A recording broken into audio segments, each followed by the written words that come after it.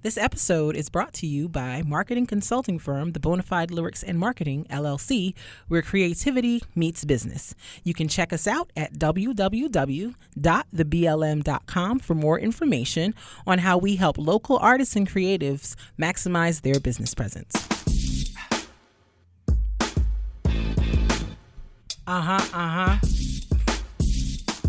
Yeah, boy. Yeah. It's the All Love, No Fear podcast. Hey. It's the All Love, No Fear podcast. Hey. Check us out. It's the All Love, Oh, No Fear podcast. All Love, Oh, No Fear podcast. Hey. Yo. Yeah. Hey. How we doing? Hungry, if I'm being honest. I haven't eaten since this morning, so I'm definitely famished. But otherwise okay. How about you? I'm swell. I'm doing well. Word. Good. Well, welcome everybody. Welcome. Hello. New angles. Yeah, we trying something new. Because the first two times, like we said, it's a trial and error type situation. You're gonna work it out with us, right? As we go. Yeah, and I mean, maybe if we get big, like huge, then we'll like pretend these videos never happened. Yeah. But for the moment, we're just gonna have to bear with one another. Word. Okay. So what up, everybody? This is the All Love, No Fear podcast. Word. Welcome. With your host, Miss Kaybee, that's me, and the co-host, Mr. Mark Metapoetic Bennett. Yes. Also us. Yes. The two of us. That's who we are. Yeah. Bennett and Bennett. We should do that. No, we're not going to do Bennett and Come Bennett. on, why? We're not going to do that. Wow. Like, I thought that was great. Bennett and Bennett. Why you don't want to do Bennett and Bennett? Bennett and Bennett. Why you don't want to do that? What are you going to do with Bennett and Bennett? I don't know. Like, we could do something with it. We could make it mad official. Mad official? Mm-hmm. Okay. Bennett and Bennett sounds like a law firm or like like something really legit. Word. But you don't want to do that. I don't know. Let's think about it. Let's talk about it offline. Okay. You don't seem committed. Well, shout out to everybody. Shout out to people on Wow. on You just Spotify. Everything I'm saying. Shout out to the people on Apple Podcasts. Shout out to people on Stitcher, on Google Podcasts. Podbean. Shout out to people on YouTube. Yes, Himalayas as well, YouTube. Himalaya. Is that you, player? Coming across the Himalayas. Himalaya. Shout out to Martin. Shout out to Martin, one of my fave comedians. Shout out to people listening on the way to work. On the way home from work, at your house because you ain't got no job. Please tell a friend to tell a friend. Yes, and tell that friend to tell their friend to tell another friend. Yes. So like 5 friends got told. Which there's 6 degrees of separation. So by the time everybody should get it. Right. Correct. So Correct. Everybody should get it by then. So great. Word. All right. So was that 5 friends squared? 5 squared? What's 5 squared? Friend to the 5th power. Friend to the 5th power. Okay, sure.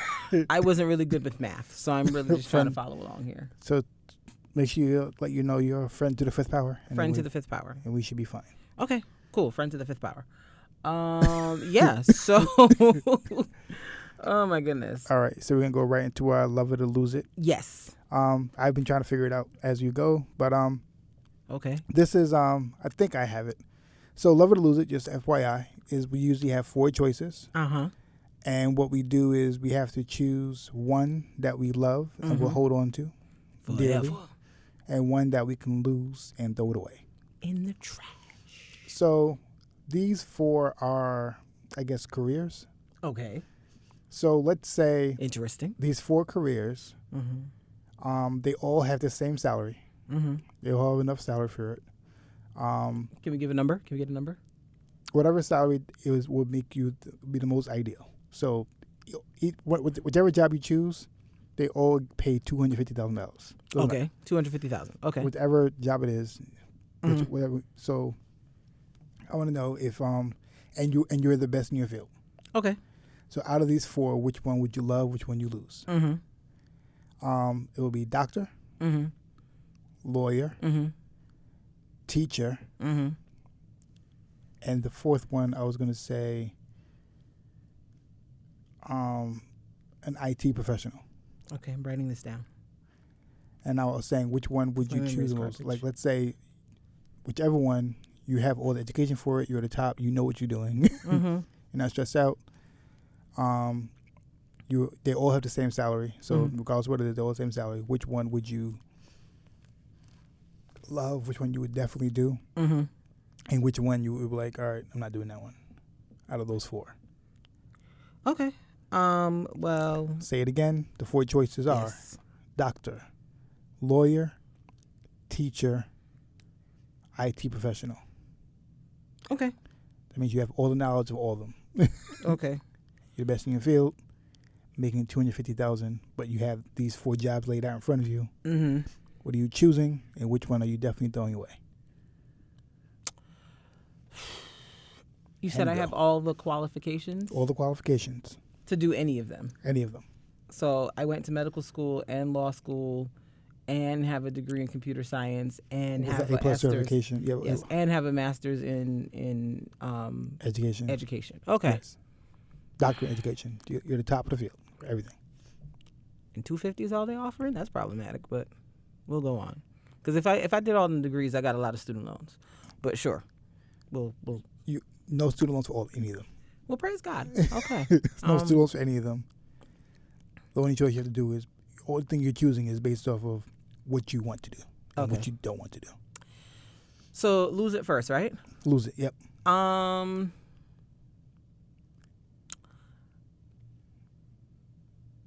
When you say teacher, do you mean like K through 12? Do you mean higher ed? Whichever teacher is the one you want to do. Okay. Stop trying to take things out. I'm just asking questions. I'm asking for clarification. What kind of so teacher? I can make the most informed decision. Whether you would like to be a professor or teacher is up to you. Okay, great. With that being said, I think my lose it would probably be IT professional. Okay. Nothing about that appeals to me whatsoever, regardless of the money being paid. Like even if you already have all the knowledge about it. Yeah, I don't like. It's just not a subject matter that I find interesting. Okay. Like I just don't. I can't imagine me going to school to learn any of that. That actually sounds nuts. Like I get why it's like important and relevant to our daily lives, but I can't even imagine sitting in a class and learning about that. I can't imagine. Like it's just not something that appeals to me in any way, shape, or form. Kudos to the IT guys and ladies that do it. But remember, this is not saying that would you go to school for it. You already know how to do it. Nah. It's asking, would you still? Would you? Okay. I've seen the personalities that work in that field. You don't like it? No, thank you. I don't want it. No.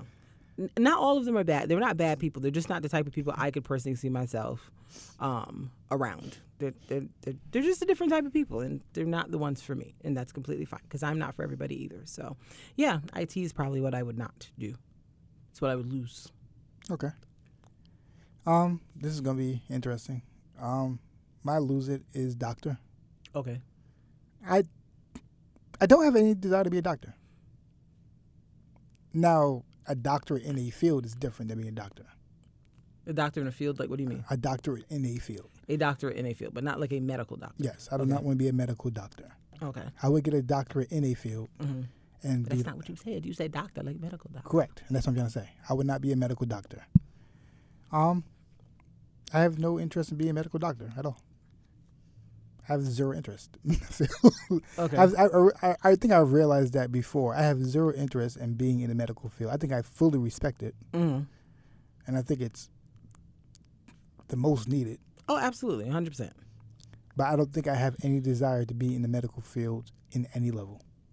Same. I don't think I want to be from nurse to LPN to RN to doctor. I don't want to be an optometrist. I don't want to be a dentist. You don't want to be any of those. You want nothing to do with that. I don't want to be any of the doctor fields. I don't want to be in any of those fields. I mean, and your feeling about the IT schooling is my feeling of like the medical schooling. I have no desire. Don't want to go there. I think it's interesting. I think it's cool. Like kudos to the people who do it. But I don't think I have any desire to be a doctor, and I think I realized that recently. I was like, no, I think recently. I think because like Like it was still on the table? No, I just never thought about it. And I think when I Okay. thought about it, I was like, oh, you should be a doctor. I was like, no, I don't want to be a doctor. No, that's for somebody. I don't think I want to be a doctor at all. It's not for me. No, let me look up your. While you saying that, it made me think of your Myers-Briggs types. Yeah. But yeah, like I don't. I think, like I said, I think people who go to medical, I think, and I don't think it has anything to do with a lack of a desire to help people. I don't think it has anything to do with. It's just like I'm not have no desire to cut nobody up. I have no desire to give shots. I have no desire. Mm-hmm. Like funny enough, INTJ career matches. When I googled it, physician is at the top of the list. Yeah, it's not me. I'm not. That's hilarious. Physician is not for me. It's not for you specifically. No. Yeah, but I was like, yep, that definitely popped up at the top of the list. Yeah, it's not. I think it ties back to your like logic. Yeah, I think logic plays into it, but like, and being efficient and structured and analytical. So I think that's where it comes up from as a thing you could possibly do. Yeah, but nope. No thanks. Okay. Not rocking. Okay, that's fine. That's completely fine. I don't know. Like, I think there should be a lot more black doctors. Just don't make it be me. That's fine. I mean, you know what? We all have our things, and that's not yours, and that's fine. I was like, nah. Just like IT is not mine. That's not yours. It's completely fine.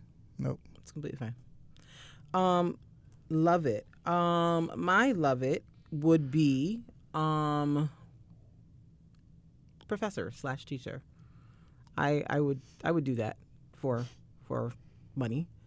I would. I like learning stuff and then sharing it with other people.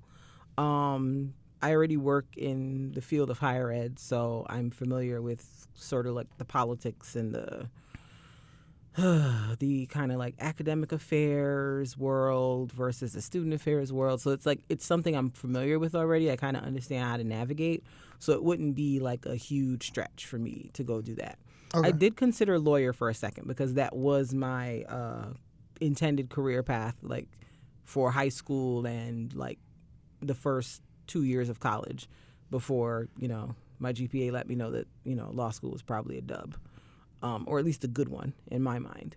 So that's when I shifted courses to higher ed. But yeah, I feel like the thing that didn't make me choose lawyer was just, it seems like they don't have any life. The ones that are really working and securing that bag, like it's like literally this is their life, lawyering all day long. And for $250,000 to be making that, you don't go home. You be out lawyering all day. Okay. And I'm just like, don't really enjoy that. I feel like professoring gives me the opportunity to teach some classes, take a sabbatical, do fun things. To be fair, though, professoring is becoming a thing, an antiquated profession, because colleges are being more budget friendly and just hiring like the ad hoc, the adjuncts who can just come. Adjunct, I was like ad hoc. Who's that? Ad hoc is actually medical. Okay. See, you want to be a doctor. The adjuncts who will teach a class or two for like way less money than it costs to have a full-time tenured faculty member do it. So like, yeah. But in a perfect world, I would be a professor of like something. I don't know, English maybe. Okay. Yeah. What is your 2 and 3? Just so I know. My 2 and 3. Is 2 lawyer and 3 doctor? Yeah. Okay. Yeah, 2 lawyers, 3 is doctor. I'm not science inclined whatsoever, so if I was going to be any kind of doctor, it would probably be like a psychiatrist or something like that, or a psychologist, but not like a... So it's teacher, lawyer, doctor, IT. Mm-hmm. Okay. What about you? I think my top is still teacher, also professor. And I think I've always liked doing more with the older, so if I was going to be a teacher, it wouldn't be the small children. It would be between... I've always said if I wanted to be a teacher, it would be between the 11th grade and college. Mm-hmm. I've always said that. Mm-hmm. I've always do you that. have said that.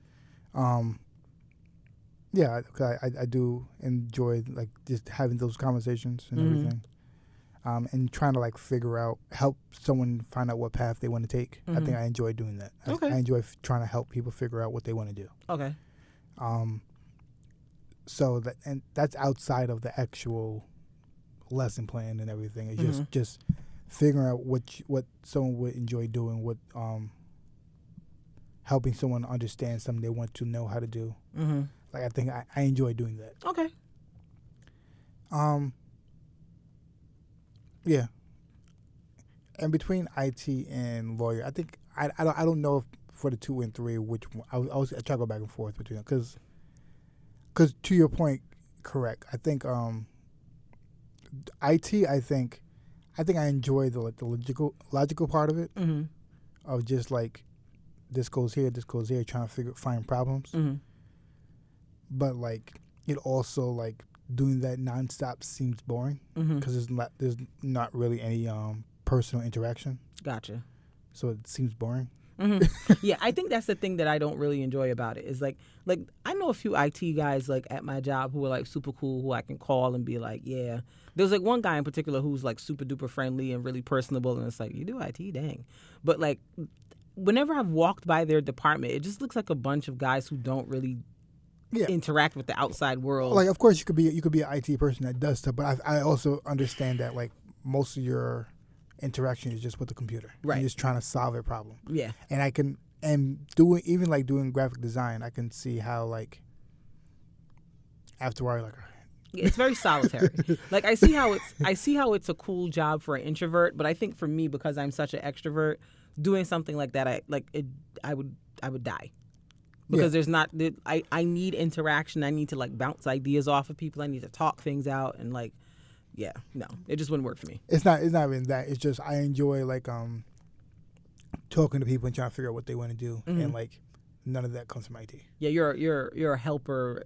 You're a hands-on helper. Yeah, not a behind-the-scenes helper. And none of that comes from IT. And then, but lawyer, I think I enjoyed like the debating part of being a lawyer. And trying to research something and trying to figure out how to get to it.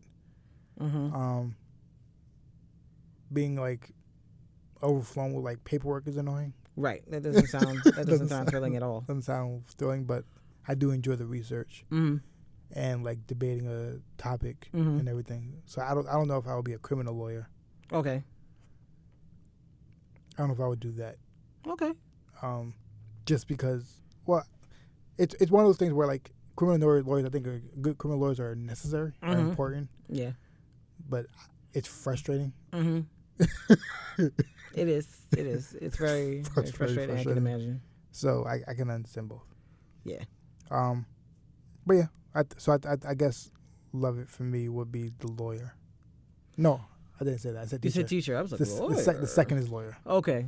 And then third IT, and then fourth doctor. Okay. Yeah. Yes, we do have some lawyers that listen to the pod, so I'm sure they'll chime in with their feedback about what we said. No shade to y'all, just that's y'all. Yeah, but we put lawyer second, so it's not like we put them far down. Right, like we didn't shade you like completely. Yeah, it's just I'd rather be a teacher. Word. Out of those options. Same. I think it's interesting that we chose the same one. Yeah. And I mean, I guess we both have sort of done some teaching in our. Well, I'm still doing teaching. Yeah, so I guess that's yeah, that makes sense. Word. So if you're wondering what I'm doing, I'm editing our docket because it's fine. No, because I was like, why does it seem like there's so much stuff on here? Oh, and I'm like, because I think it updated on the phone last night. I did it on the phone last night, but then when I came to log on to the computer to update it, it didn't.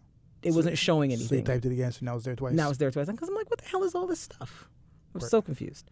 So let's move on. Let's move on. So hope you enjoyed our Love It or List It. Love it or lose it. I said list it's it. Not love it or lose it. It's not listed. Love it or lose it. It's not listed. I'm so tired it's of not you. Listed.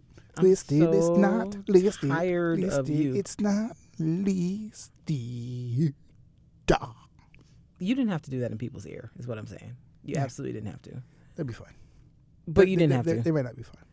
Yeah. I mean, you shouldn't act like that. Okay. That's not nice. Is that right? Let's not fight. It's not fight. So let's Oh. not fight. Is there? Oh, This is a topic I can use it for. Okay, great. Let's go. great. So, our topic for today, it's not heavy. It's kind of light because I feel like last week's topic was kind of heavy. Yeah. So we're trying to lighten it up a little bit here. So, it's the holiday season. Thanksgiving just ended a couple weeks ago, and now we are barreling full speed towards Christmas. I think by the time this podcast comes out, it will be a week away from Christmas, which is insane. Because Nan tree is up at our house. Nan present has been bought. Like, we just got to do better. 3 years in a row, we'd be like, oh, we're going to put the tree up. Last year, we never made it. Nope. We're going to put the tree up this week. We're going to do it. Me and you. Okay. We're going to do it. We're going to put the tree up. Okay. You don't seem committed. You don't. The look in your eyes does not give me like, yes, I believe this. You're looking at me like, sure. But not like in a sarcastic way towards me, but just like, because you know us. And it's like, But anyway, so like I said, it's holiday season. And so one of the things I wanted to talk about a little bit. It's the holidays. It's the holidays. Y'all got to come get Mark with all this like random singing and whispering because it's a lot. Holidays. Okay, come on. Let's go. Go. Come on, let's go. Wow. If I just leave right now, is that You can't leave. I can do whatever I want. It is your podcast. You can't leave. But I can leave. It ain't no problem. I can go. It's your podcast. You can't. It's our podcast, and I can leave. You cannot leave. Can I go on? Because you were over here giving me mad like Proceed. sound bites for no reason. Yes. So, holiday season is approaching. Christmas is here. People will be traveling to various locations to be with their families and friends and whatnot. But what I want to talk about today is like, people who don't go home. So our topic for today is kind of like home for the holidays with like a what do you call it? Question mark. Home for the holidays? Home for the holidays? So the reason I wanted to, wanted to discuss this, I've been seeing a lot of articles lately talking about people choosing to stay away from toxic situations and kind of clearing the negative energy in their lives and deciding to only involve themselves or put themselves in situations where they feel like they'll be comfortable, supported, et cetera, et cetera. And one of the things I noticed with all these articles I've seen in different like forums and message boards I've been on is that a lot of people, especially of our generation, are electing like not to go home for the holidays. They're electing to spend the day either with their significant other's family if they have a significant other, or they're electing to spend the day with friends or just to like go out to a restaurant or something and do their own thing. They're not going to their family's homes. And some of the reasons I've seen have been really, really interesting and also really valid. For some people, their reason for not going is that, they don't really have a great relationship with their parents for whatever reason, or one of their parents, and they're just like, I would rather not go make myself uncomfortable for a weekend just to spend Christmas with them. Because like one article I was reading, this lady was saying how like when she goes home and she stays at the parents' house, I guess, like the mom gets upset every time she's like on her phone or on her computer for work, or, she just makes her, and she's like always on her about cleaning up behind herself and da-da-da-da-da. And she's just like, I don't have time for all this. I would rather like go stay in a hotel if I have to go. Word. And if I'm going to go, I don't want to, I just feel like I don't want to be bothered to go. So then it's like, well, why bother if I'm going to be at a hotel and I'm not going to spend the time with the family the way I envision doing, so I'd rather not go. Gotcha. So that's one perspective I've seen. I've also seen some people being like, they've had stories of family members mistreating them, and it can be anything from like verbal to other types of abuse that they've dealt with family members mistreating them, and they just feel like, I don't want to come here to sit and look in the face of this person who's done this to me, and the family's pretending like they didn't do it. Like, correct. I just don't want to do that anymore. And then some people are just like, my family's ghetto. Every time I go over there, it be some BS. It always be some stuff, and I just don't want to be a part of it. I would just rather not deal with any of it. So they just decide I'm not going to go. And like I said, I think it's interesting because I notice there's a lot more people of our generation who are starting to be of that.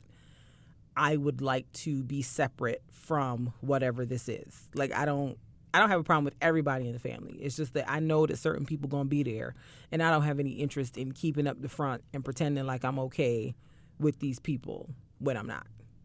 So I thought that was kind of interesting because I feel like the way a lot of us grew up was that the family always came together for holidays. Mm-hmm. And our generation seems to be the one that's like breaking away from that and being like, well, y'all can go and get together. I ain't coming to the function. That's it. So I kind of want to talk about that a little bit and kind of, see what your thoughts were. I think it's interesting. And I think that I think this is like a phase that needs to happen for us to find middle ground somewhere. Mm-hmm. Because I think anytime something is drastically one way, the only way to kind of find a mid ground is to go drastically the opposite direction. Mm-hmm. And I think that's kind of what's happening. Mm-hmm. Because like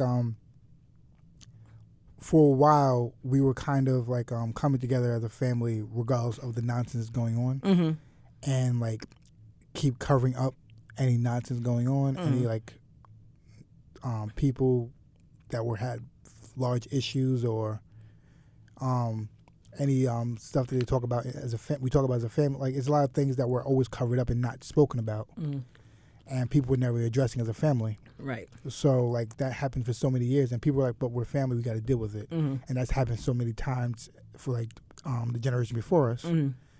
So like in response, our generation and generation before that's kind of like, well, let me just not go at all and not deal with it. And I'll just deal with my friends. I'll do Friendsgiving. Right. I'll just deal with it that way, and just not deal with it because like why go deal with it with the family? Right. And instead of just going and deal with it at with my friends, which it's a lot less issues and everything because I chose those friends. I didn't choose my family. Right.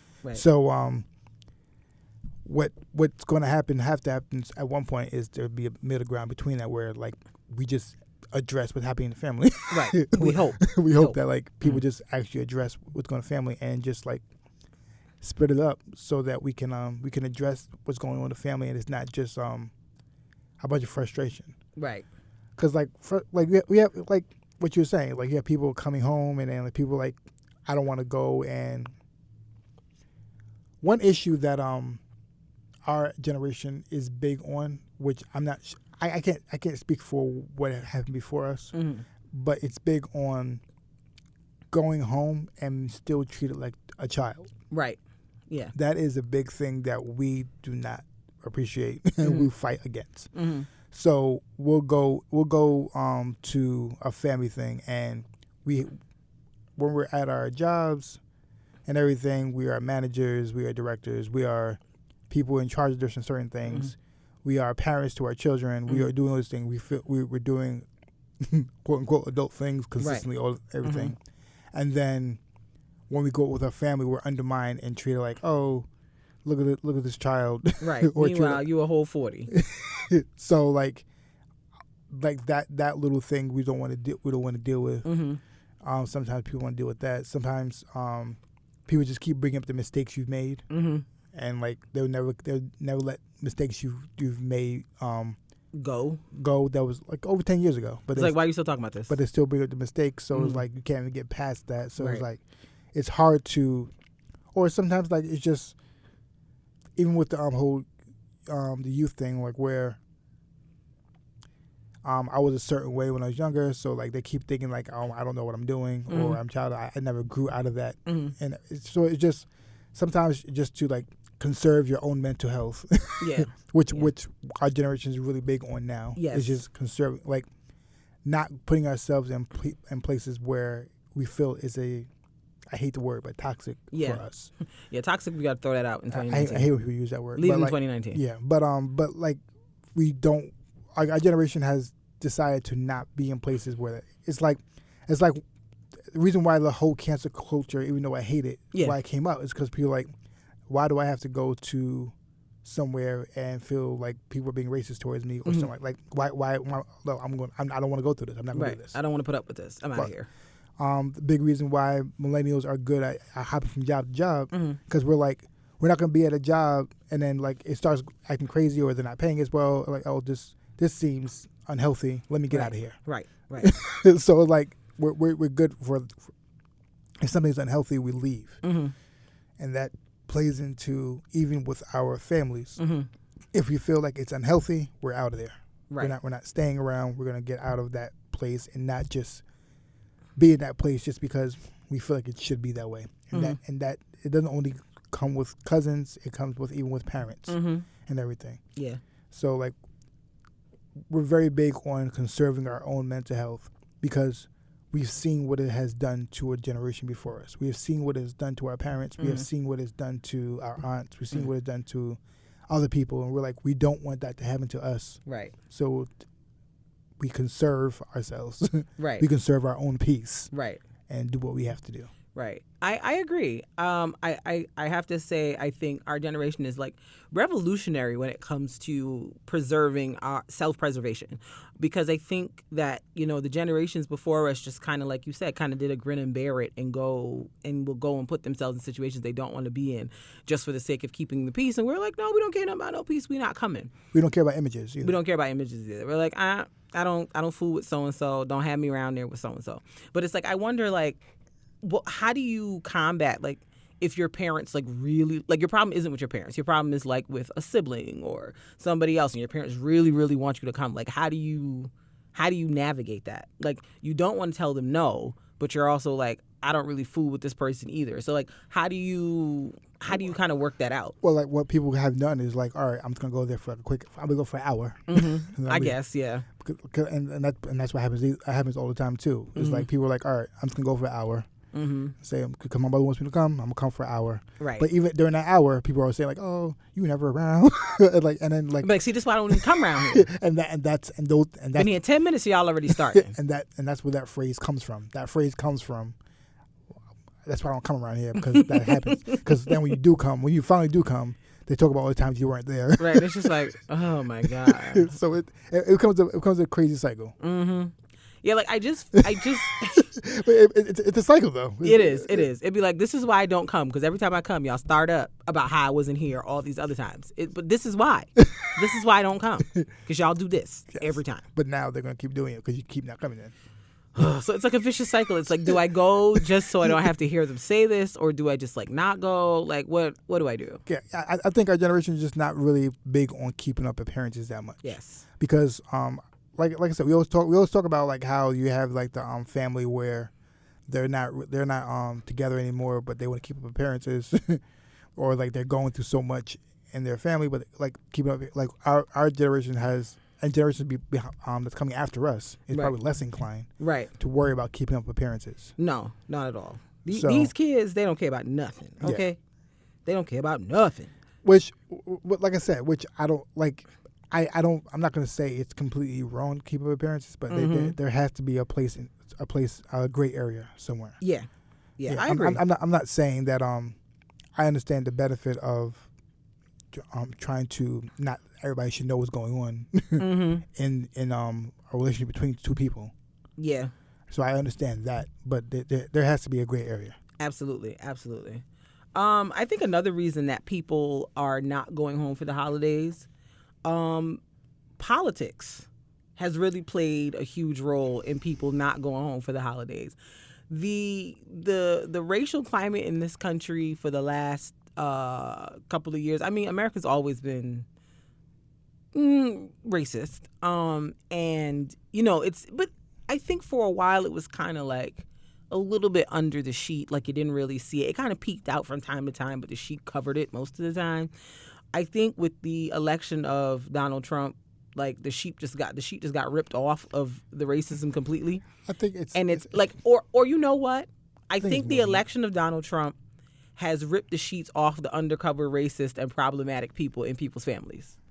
Because I think people did not know or really didn't think, oh, my dad is problematic, or my uncle's problematic, or this person's problematic. But like with the series of things that have happened over the last couple of years, like the political climate in this country has really affected some people's ability to go home. Like I know someone right now who, and I'm not going to say their name, but if they listen, they know who they are.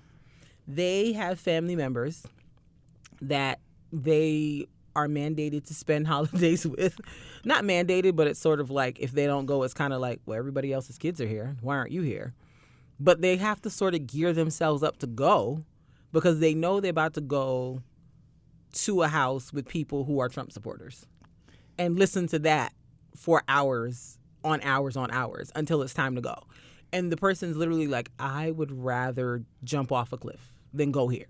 Yeah. But it's like, and they feel like they have to because it's like all the other cousins are there, so why didn't you go? So, you know. Yeah, and I'll even say, like, I'll go on record. Well, there's a few things I want to say.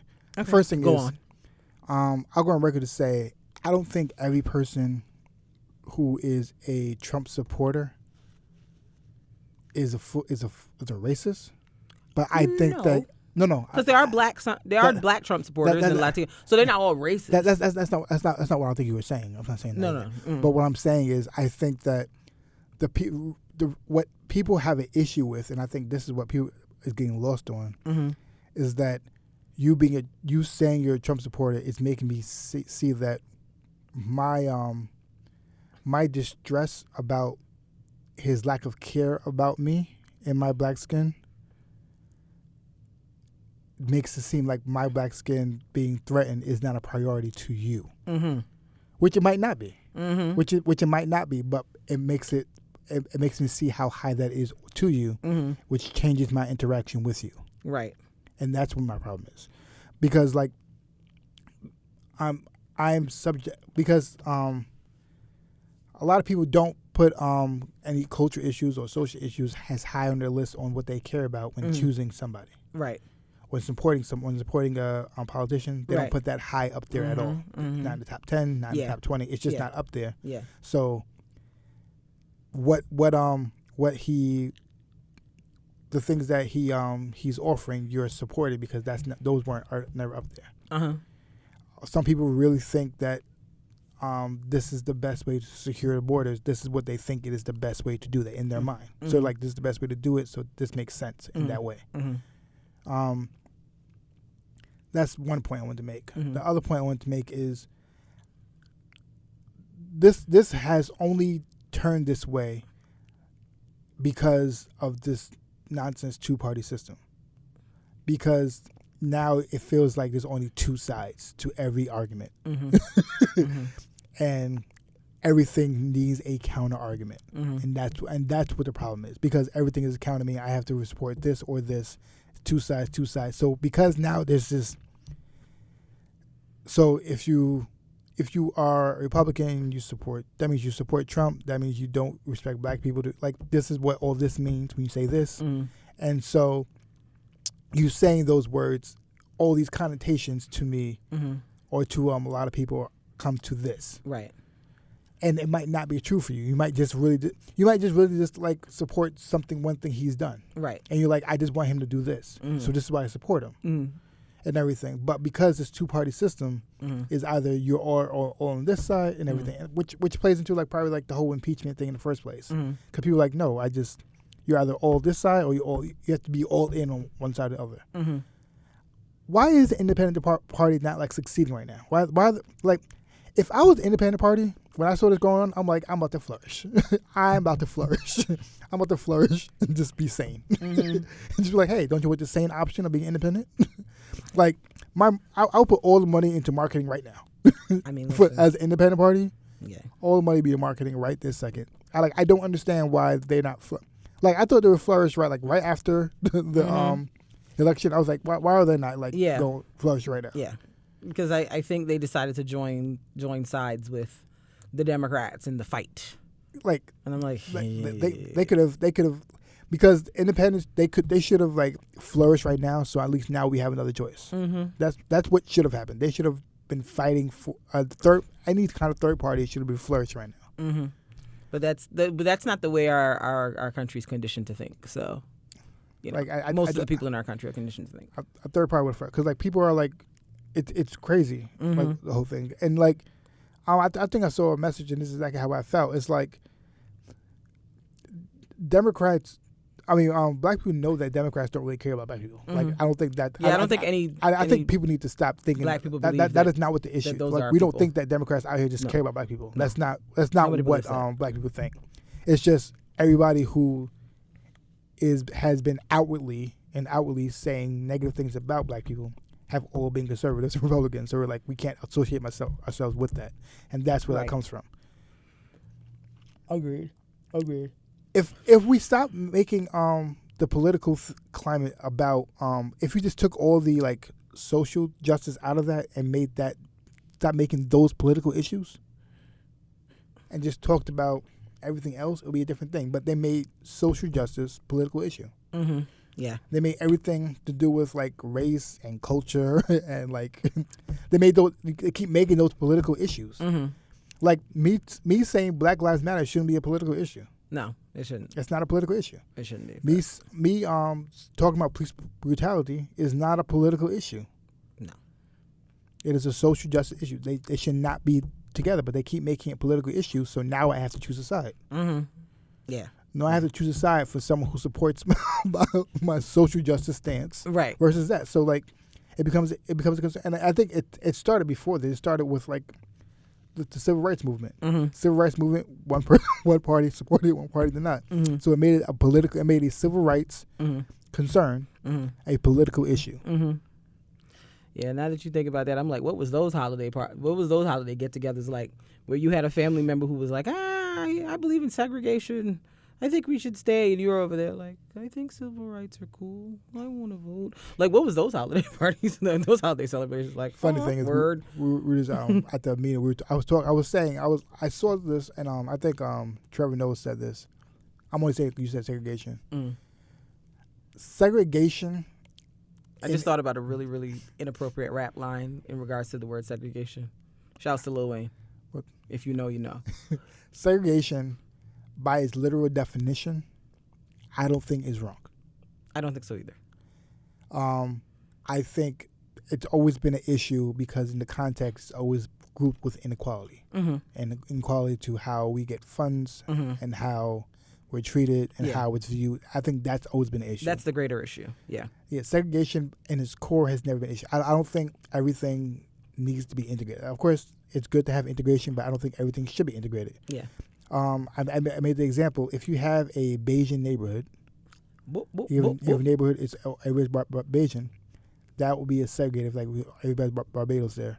But because it's segregated, that means you can have Bayesian people playing the music in the streets. You have stores catered to that. You have and it's okay because it's okay to come back and have something culturally focused on what you believe in, on what you do. Because there's always been neighborhoods of like different cultures mixed like that way all across the neighborhood. You have certain Guyanese neighborhoods. You have Italian neighborhoods. You have Jewish neighborhoods. It's good for people to be able to come home and have that certain culture and everything. So it's not, I don't think it's anything against segregation. Because full integration takes away everybody's culture. Right? I think the issue has always been the inequality of segregation. Agreed. Because, I mean, for all this integration, we could talk about this another day, but, like, for all this integration, New York City schools are the most segregated. Yeah. From even before Brown v. Board of Education. Yeah, in terms of inequality, though. In terms of inequality and in terms of, like, racial makeup. Correct. But what I'm saying is, it's not just, the issue is not the racial makeup, the issue is it's inequality in terms of how they're treated. And how certain schools are funded services. Others, yeah. That's the problem. Agreed. But, yeah. We were talking about going home for the holidays. So like these political and social justice matters really do sort of drive a wedge between people, and I think our generation is just like, I don't want to go there and be arguing with these people because they're saying things that don't make no sense. Right. So I think we're gonna wrap this one up. But I just want to say, You good?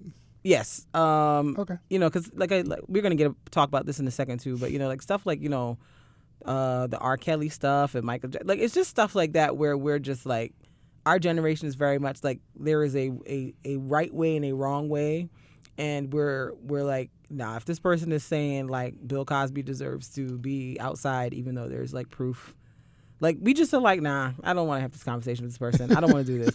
And like honestly, if somebody in my immediate family was like, nah, I think Bill Cosby was framed, then it was like, I don't want to talk to them either.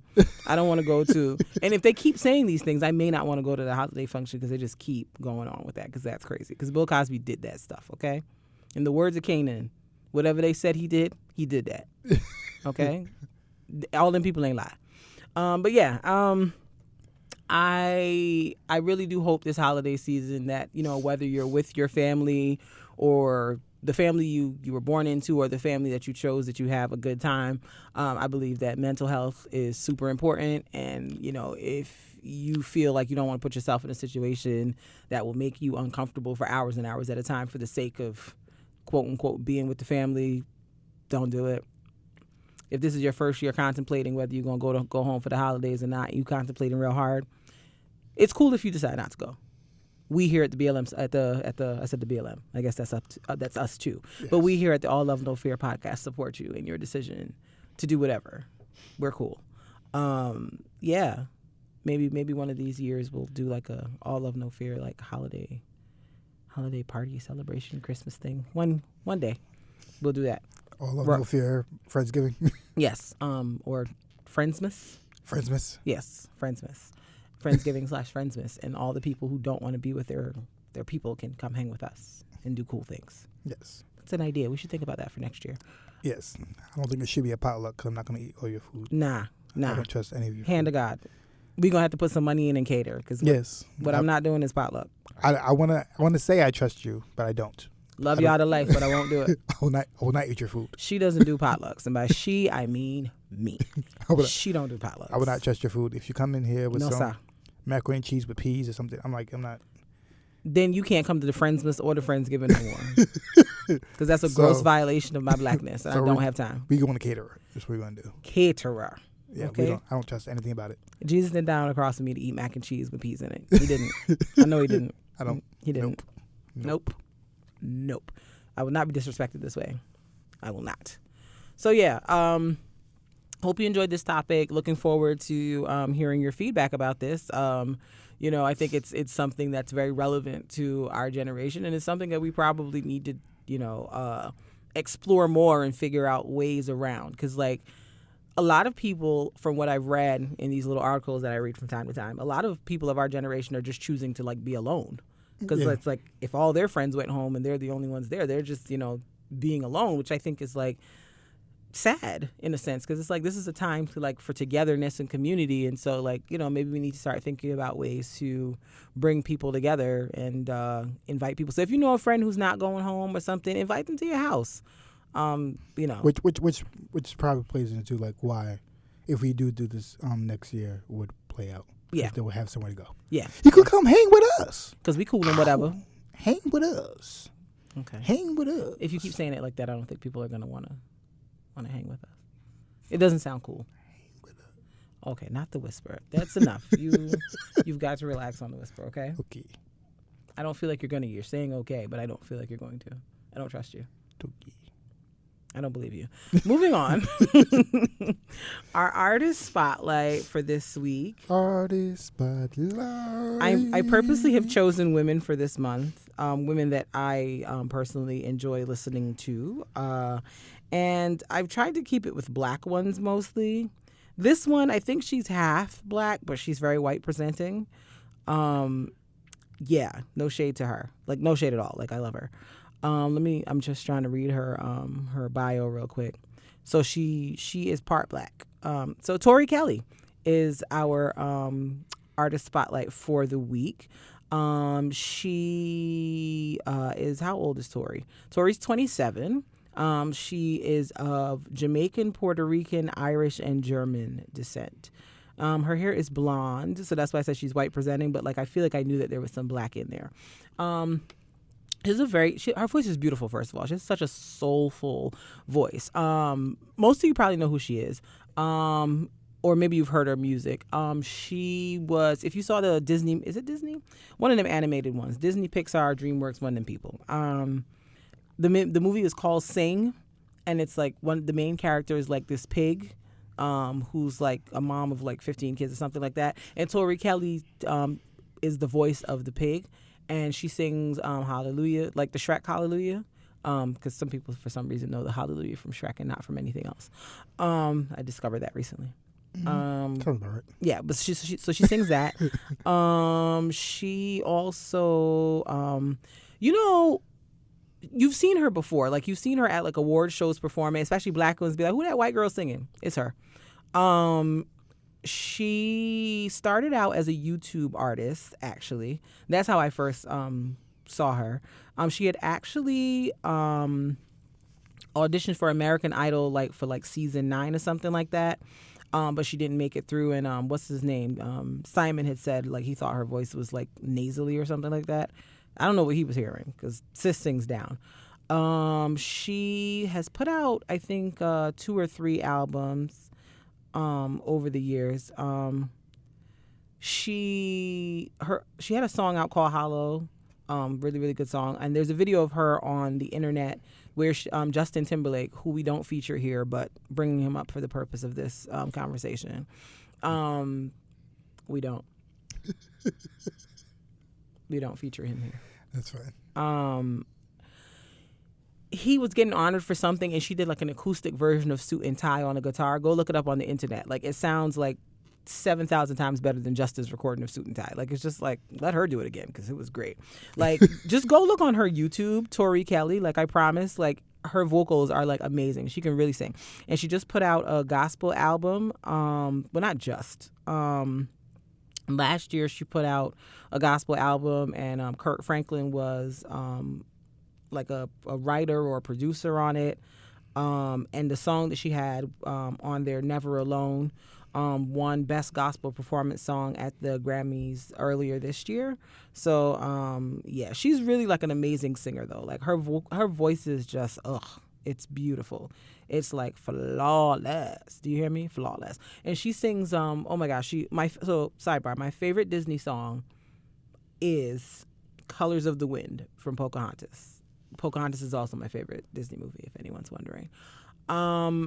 And she remade Colors of the Wind, like, vocal heaven. So just go on the internet, find Tori Kelly, be blessed. Like, if you're a singer or you like hearing really good singers, look up Tori Kelly, TORIKELLY. It'll bless you. She's so good. So good. Yes, God. Okay, so moving on from our Artist Spotlight. Artist Spotlight. I don't know what has happened, but since we got this camera, Mark wants to give you all the theatrics. It's very, very confusing. We have to give him jazz. Yeah. Okay, that's fine. Yeah, give some jazz so they can adjustment to see. Some genius. So Mark and I went to Duce-Palooza. At the Barclays Center this past Friday. Word. This was our second time going to Duce-Palooza. We went back on, Memorial Day weekend, when it was at some spot in Greenpoint or Williamsburg or somewhere, like the Brooklyn that the black people don't be at. The Brooklyn? But am I lying? It's just funny you said the Brooklyn. The Brooklyn where the black people don't be at. Okay. We were over there at some spot. It was really nice when we did it back on Memorial Day. Word. But we went this year. They was at Barclays, and this was like the first time they were doing something like this at like an arena type of venue. Because I guess where they've had Duce before has sort of been like more club type locations. Mm-hmm. And this is the first time they've done it at like a Barclays type of arena. They sold out all the tickets. So that was like 12,000 tickets that they sold out. So they made a bag at Duce, just from ticket sales alone. So I just wanted to talk about it and kind of get your take on it after attending. So basically, this Duce, they usually have like an artist or two come out at the Duces. I think the one we went to before, what was that boy's name? Yeah, YG. Yeah, YG came out. I don't care nothing about a YG, so I think I left during his performance because I don't care at all. I'm just being honest. I don't care. So I think we left while he was performing. We also had to go, and I was like, this isn't somebody I feel like sticking around to see. But this one, I was looking for the artist listing. So this Duce at Barclays, they had Cameron and Jim Jones, The Lox, Fabulous, Partisan Fontaine, Afro B, and 5EO Foreign. I think I'm saying 5EO's name right. Those were the people that were... I think it's 5. Is it 5? Yeah, 5. I feel like he said 5, so that's what I'm going with. 5EO Foreign. They also this is the people that were on the billing for the event. This is who was on the what's the word I'm looking for? On the flyer and the commercials.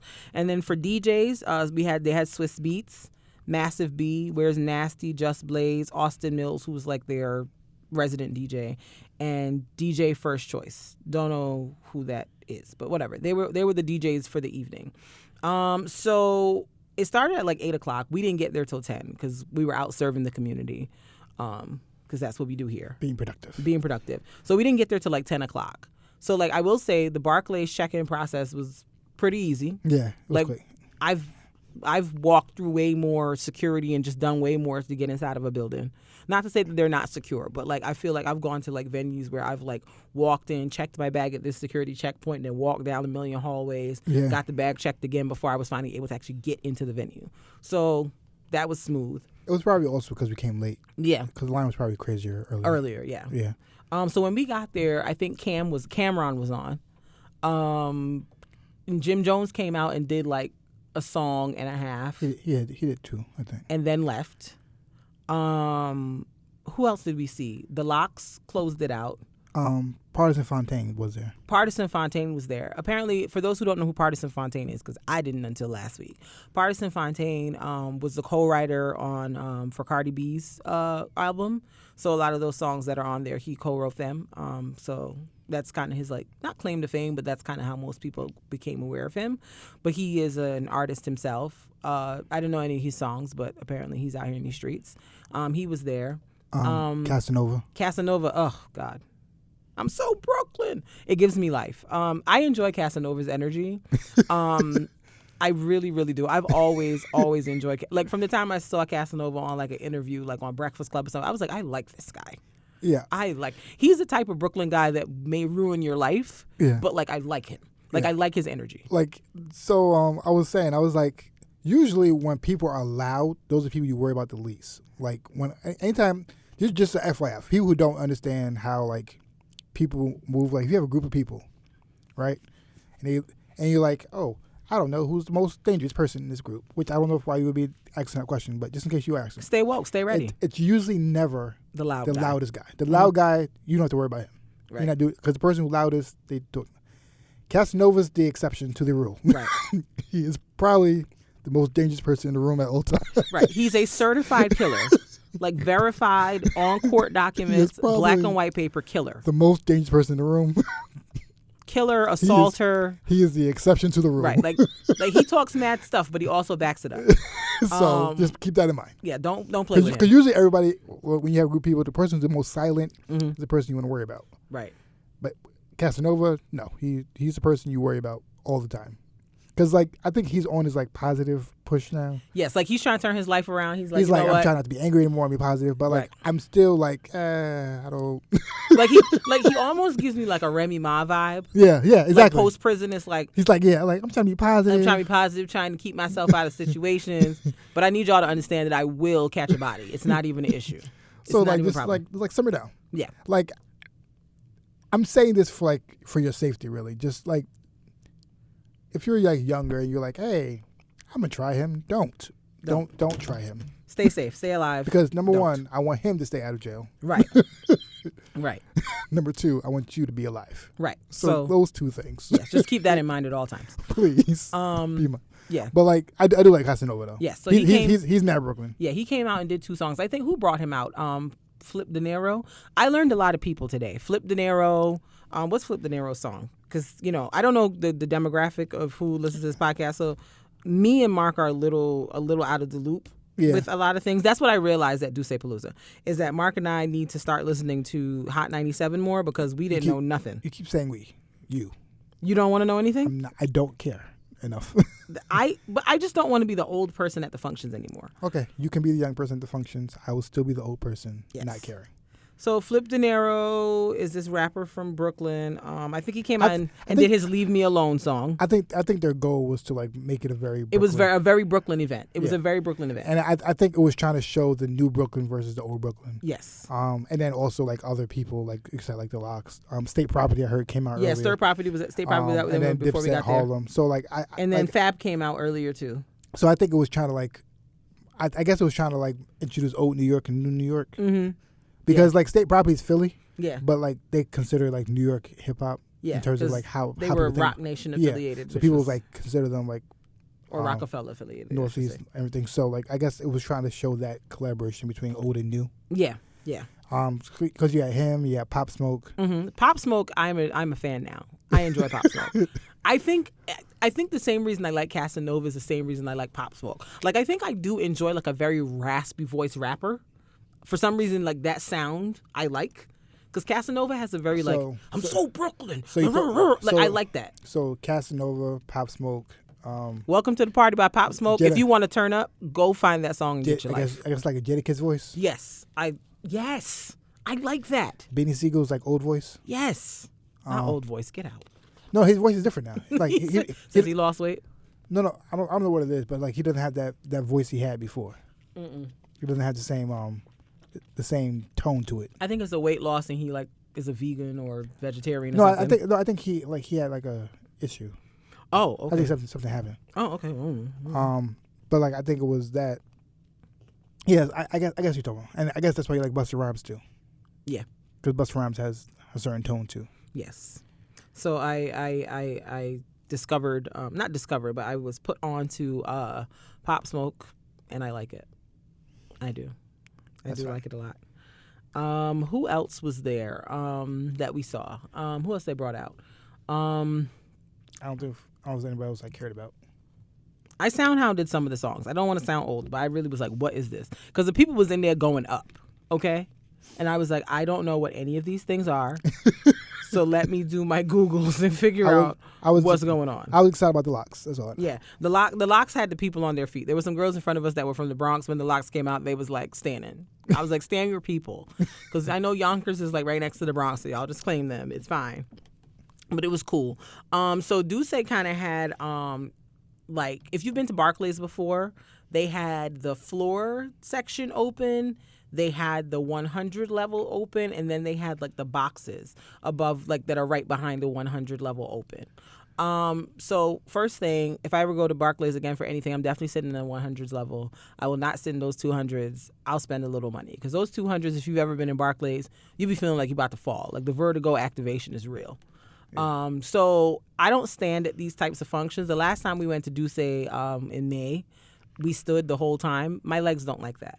I'm not in enough shape to be standing up for 5 or 6 hours at a time. So I was like, we're getting the seats where we can sit comfortably, and they were nice seats. I think that what I'll say is this. I think that Duce, we talked about it before, but Duce Palooza, I don't know if it works. I don't think it works where we were. Yeah. I don't think it works at Barclays unless you are one of the people standing, and unless number one they get bigger monitors so you can see what's going on. Because their monitors was not doing it for me. Yeah, but like I was like I can't because I was like I could see like from where we were sitting, like we were sitting dead center to the stage, so we could see. But it was like if the stage had been brought forward like a couple more feet, or like a center stage, it would have been a better view. Yeah, because like I like I'm pretty sure like next time they do it they'll figure that out. Yeah, this is the first time they did it, so they're trying to figure it out. Yeah, because it's like it's more like a party vibe. Yeah. So like being in the back sitting down, it was just real. It was not as I guess exciting as it was very wallflowery. Yeah. It sounded like we were just watching a party going on down there. Like, oh, look at a party going on down there. Right, that's how it felt. And less like a concert. Right, yeah. But But yeah, I think I would do Duce Palooza again, not there. Mm-hmm. Yeah, I wouldn't go to no Barclays again for no Duce. And if I do, but if we went to the place like that we went to the first time in Brooklyn, I would do that again. We do it again, but I think we would have to get boxes. Yeah, we would get boxes because I'm not. It's paid for like the VIP section. I'm not standing up. I'm not letting people brush up on me. No thanks. Yeah. And the thing I didn't like about this Duce Palooza, not that I'm much of a drinker, but you only got one drink with your ticket purchase. Meanwhile, we didn't get any drinks. We didn't get any because I didn't feel like going to stand on them lines to get no drinks. We didn't get any drinks, but like I think usually you get like a couple of drink tickets that comes with it. Yeah. Like you can pay for different drink tickets and it's like different price points get you a certain number of drink tickets. But yeah, I think that was my one gripe with it was that I was like, no, I'm not standing on them. But then also it's like they're going to a corporate-owned facility, which is different than like a Brooklyn Steel or a spot like that. Like I said, I understand. Like I get. My guess is they were just trying to do something different. Yeah, do something different, do something big, because nobody's ever done anything like that. And you know what? No one to throw the party at Barclays. And you know what? And that's basically what it was. And I don't want to sound like we're bashing them. Like, shout out to the Duce Palooza team for doing something that's never been done before. Like, to take this from like a basement in Harlem to this is like monumental. Like, kudos. Yeah. And I'm glad I was able to go, because we weren't going to go at first because the tickets that I saw initially was like not tickets I was going to pay for. But then when I saw these ones that were a little more affordable, I was like, I bet. I guess we could go. Plus, I know that Mark really likes the Locks and Cameron and Fab. So I was like, okay, we got to go to this. But yeah, you know what it is? I think too, it was just interesting. Like, you just never knew when people were gonna come out. Like, it would be like somebody would come out, perform, and then you would see like people leave, and then people come out, perform, and be like, oh, okay. Like, yeah, but the thing is, that's how they always do it. It's just different in the context of Barclays. Yeah, because they've always made it so it's like it's more chill. It's like when you go to like I've been to a club a long time, but if you go to a club and then like someone just like is there, like, oh, I'm here, I'll just sing along on my record and be there and just hype the crowd up. Like, it's kind of like that. That's kind of what it is. It's never like a full concert. Right. It's not. It wasn't a full concert. It's not like you're going on tour. Right. Yeah. It's not like that. It's more of like a chill thing, and people and like some artists are cool. Cause like I don't know if did we talk about Duce Palooza here before? I don't remember. Maybe. But Duce Palooza basically it started off with like a couple of friends. Yeah, in the basement. Just throwing parties. Just throwing a party with a bunch of Hennessy. Yeah, and it was called Henny Palooza back then. And basically, like they would just come out and they would just perform, just have fun, and be on stage and everything. So when we went in earlier this year, that's what it was. But is that Brooklyn Steel? No, it was at Brooklyn Mirage. Brooklyn Mirage, where like their friends would come out and like it's like how you and your friends, if you had like a song, you would like sing it to the song and everything. Yeah. That's how it is. Right. So like they'll come on stage and just be rapping and singing along to the other songs and having fun. And then they might have an artist. Right. But the goal is just to have fun. Yeah. And be more chill. So it's like a big party. Yeah. Yeah. So this is the first. That's why like it felt a little off at Barclays. Us singing in the stands like a concert. Like a concert. Yeah. When it really wasn't a concert. It was not a concert. It's more like a party. Yeah. So. I believe that they'll iron out those things next time. Right. So I'm not worried about that. Yeah. They're very good at like figuring things out and moving on. Yeah. The one thing I was gonna say, my one disappointment, I was like, oh, Jay-Z is definitely gonna come out because it's in Brooklyn, and there was no Jay-Z sighting. I was quite sad. My feelings were hurt. I thought Jay-Z was gonna come out and give us something. It was like a bar or two. Let's say a bar or two, and then leave. But it was fine. It was super cool. I liked it though, like just seeing all the different people in there, like. Just all the different outfits that people had on. It was like it was a great people watching scene for sure. When we first walked in, I was like, "Oh, this is Brooklyn. This is Brooklyn." Like this is why I say that. I sound not long when I say that, but like I said that because like if you have a concert and you have the Locks, Fabulous, Dipset, you're gonna have like a bunch of people over 30, and like. And they will look a certain way, and that's how we all look. We're all gonna look that way when we come in to see the Locks, Dipset. Yeah, we just gonna look a certain way. Yeah. It was really cool though. I had a good time. There was something else I wanted to say about it. The funniest part to me of the whole evening was when Pop Smoke's people would not come off the stage.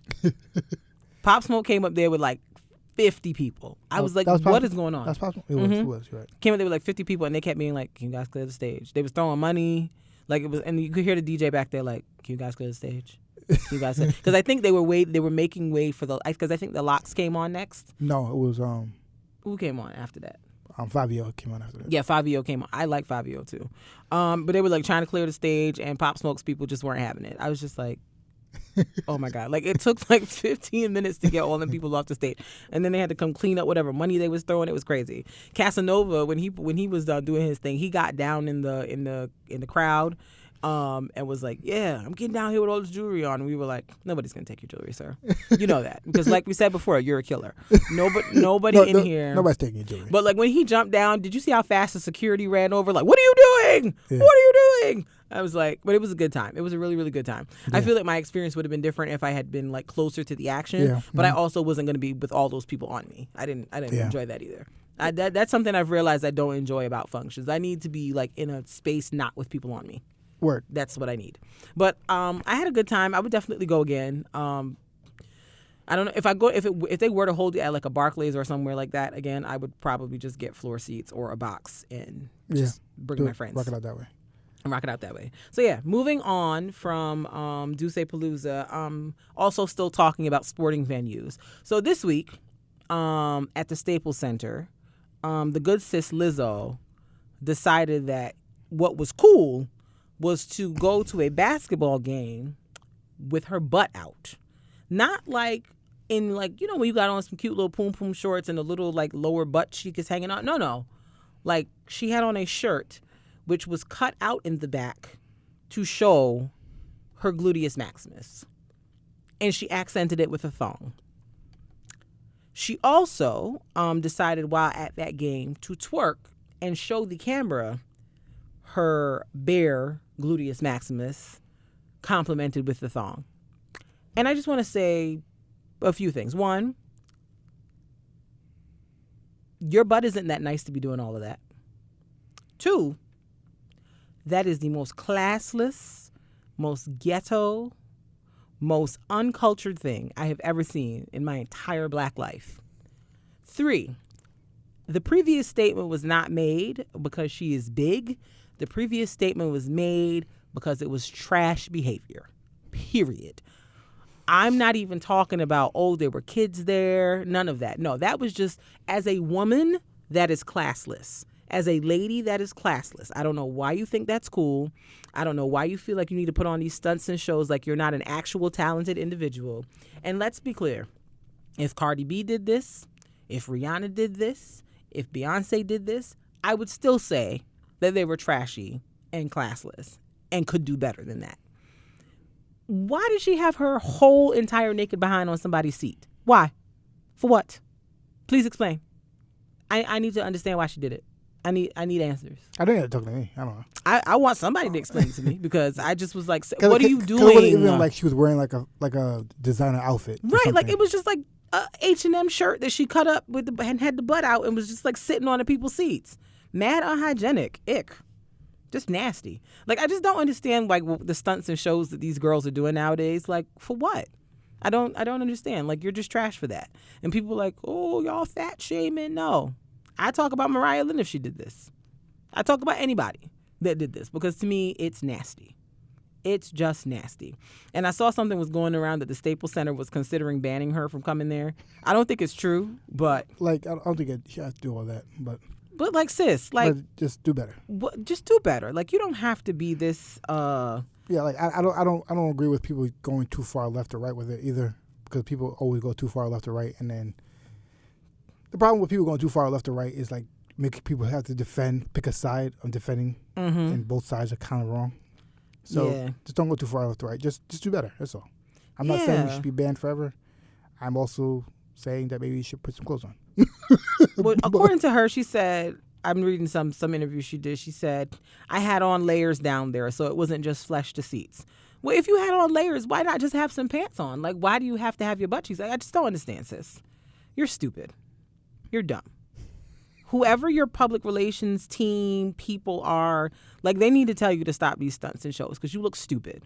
You look super stupid for doing this. I'm sorry. Like you don't have to do this if you're talented. Right. That is really the point. This is what the girls that don't have any talent should do. You have talent. So you have actual talent. So simmer down. You are a Grammy-nominated artist. You can play the flute. You are a great singer. Like you just don't need to be doing this type of stuff. Like you're better than this. Is all I'm saying. Word. Anyways, moving on.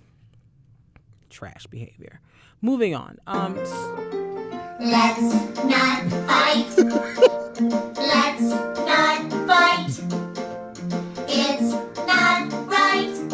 So let's not fight. All right, ready for the next topic? I did not know you were gonna play that. I'm tired of you. It's for the next topic. But it's apropos. So Nick Cannon and Eminem are fighting. I promise you, it's 2019 and not like 2007. The two of them were in some type of tiff this week. What kicked it off? Where did this come from? This was the most random piece of news I saw. This is like from the beginning or from now? Let's start from the beginning. Start from the beginning. So from the beginning, it was basically. I knew it was Mariah Carey focused. Yeah. So what I've gathered is Eminem says that he dated Mariah Carey for 6 months. Mm-hmm. Mariah Carey says it never happened. Mm-hmm. And she's Mariah Carey. Mariah Carey been saying she don't know chicks that we know she know. She doesn't know you, sir. She's never heard of you. So I don't know him. So Mariah Carey said it never happened. Mm-hmm. I think Eminem put like a line in the song about it. Mm-hmm. Yes, in the song he did with Fat Joe. Mm-hmm. Okay. No, I'm talking about recently. No, the song he did with Fat Joe. I'm not recently. I'm talking about before. Yes, before. Before. Which required Mariah to then make Obsessed. Mm-hmm. Correct. And then what's it called? I think Eminem responded with a line. Mm-hmm. And then he said something to Nick Cannon. Mm-hmm. And which Nick Cannon was like, hey, we can fight. We can box. Right. I think he was trying to do a boxing ring. That fell through. Oh, yeah. That never happened. Mm-hmm. And then, like, I think they had some other lines throughout the years. And then more recently, I think Nick Cannon was like talking about Eminem to like Vlad or somebody. Mm-hmm. So then Eminem put a line in the song with Fat Joe. I'll read it to you. Try to tell. I know me and Mariah didn't end on a high note, but that other dude's whipped that P word, got him neutered. Tried to tell him this chick's a nut job before he got his jewels clipped. Almost got my caboose kicked. Fool quit. You not gonna do sugar honey iced tea. I let her chop my balls off too before I lose to you, Nick. That's what Eminem said. Nick responded and said... Was that the song right after that? Yes. With him and like the whole Wild 'N Out staff. He clapped. This is what Nick said on his Power 106 radio show. We should change his name from Eminem to Percocet. What's the pill old people use? We're going to call him Cialis. Bring your walker, get out your wheelchair, Eminem, and pop whatever you want to pop. Nick Cannon then dropped a disc called The Invitation. Is that the one with the whole Wild 'N Out staff? I guess so. Okay. Yes. And what has happened now is that Nick Cannon has declared himself the winner of this battle. Eminem put a song out there, right? Didn't he? I don't know. I haven't heard the song. Yes. He put out the song Invitation. Eminem wrote on Twitter, I demand an apology, Nicholas. Then somebody commented and said, I've never heard anyone say, yo, put on some Nick Cannon. And I think Eminem either liked it or shared it or retweeted it. It's just a mess. Both men are entirely too old to be over here going back and forth about a woman that neither one of them are with. I just don't even understand. Honestly, I think, that's Nick's baby mother. No, I get it, but guys. But Nick done got a whole nother baby and baby mama. I just don't. What do you guys? It's fun to watch. I don't think it's fun to watch. It's fun to watch because I know no violence can come from it. No, nobody's fighting. I think when I know no violence comes from it, I'll watch it. Mm-hmm. It's back and forth. You'll be entertained. Yeah, I'll be entertained because no violence can come from it. What I will say is people are talking crazy about Nick Cannon, mm-hmm. But on a real, he has he's putting like the whole Wild 'N Out staff on Right. all the time. He like puts them out. Right.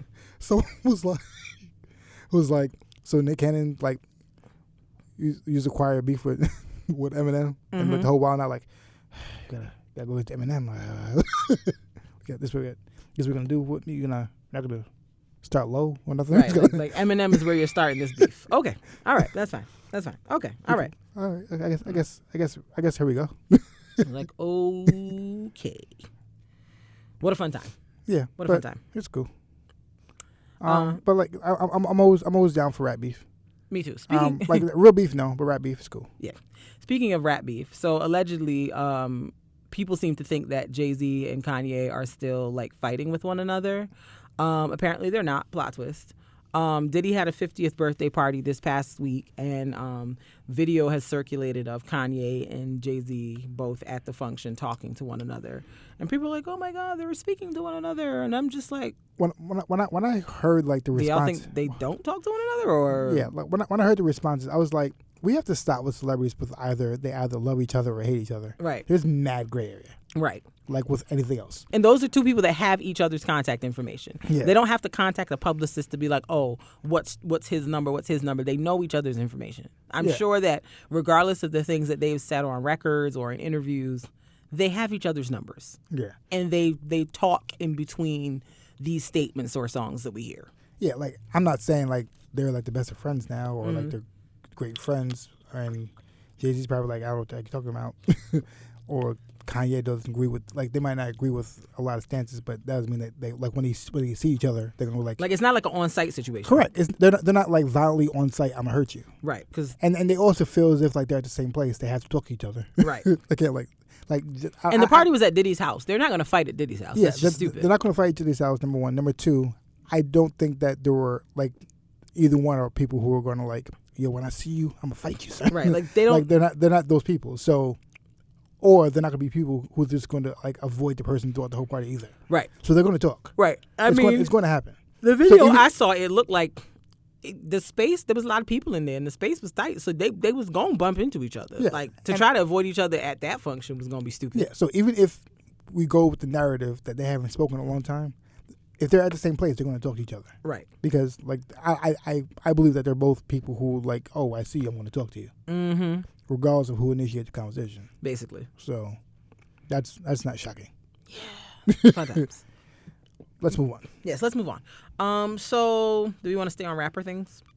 I guess we can stay with the rapper. Okay, so in more rapper things, Chance the Rapper, we had mentioned here on this pod, had said that he was going to go on tour this year, like in October. Then his wife had a baby, and he said, nah, I'm going to stay home and be here for her in these first couple of months. It's crucial. I didn't do it with our first baby. I'm going to do it with our second baby.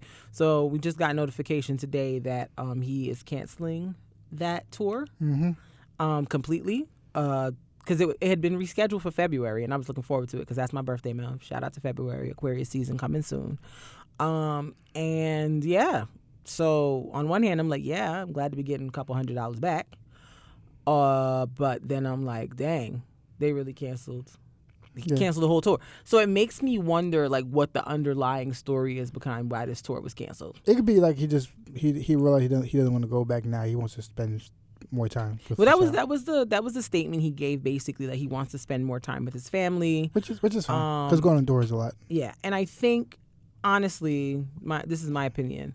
The ticket sales probably weren't that great because I don't think people really liked this last album that he put out. Maybe people that are fans of his that want to see him were like, oh, I don't like this album. If you're gonna come and be performing this. And the tour was called The Big Tour. The album was called The Big Day. So basically the expectation probably was that he was going to be performing. And people didn't really connect to it. So maybe that's why he decided not to go ahead with the tour. Because, I mean, I don't think he was lying about the spending more time with the family thing. But I also think, too, that given the pushback of the dates, that more people would have been like trying to get tickets. Buy more tickets. But I really haven't seen any promo for it in a while or anything like that. So I feel like this was kind of like in the making, and they finally made the decision to announce now, because I haven't seen any promo from him or from anybody really about this tour anywhere. Well, it probably wasn't any promo because he was like, I'm not going to promo with my family. Like, It's one of those things. Not promo from him, but I mean, like, I didn't even see like any like flyers not flyers, but like billboards or anything anywhere. I didn't see any flyers or anything popping up on like social media. Like, even Ticketmaster will send me little like, oh, this thing is coming up, this thing is happening. I wasn't seeing any of that but stuff remember, either. he's like, he doesn't have like a management company or anything, so it's kind of him. Okay, I guess So that's true. like if it was a record label, I understand. Right, but it's not like there's a Rock Nation managing his like tour situation. I understand he's what you're doing it. So like I think like he was like, no, I'm taking the time. And Okay. He was like, I'm taking time. right. So there was no promo because he was taking time to chill out.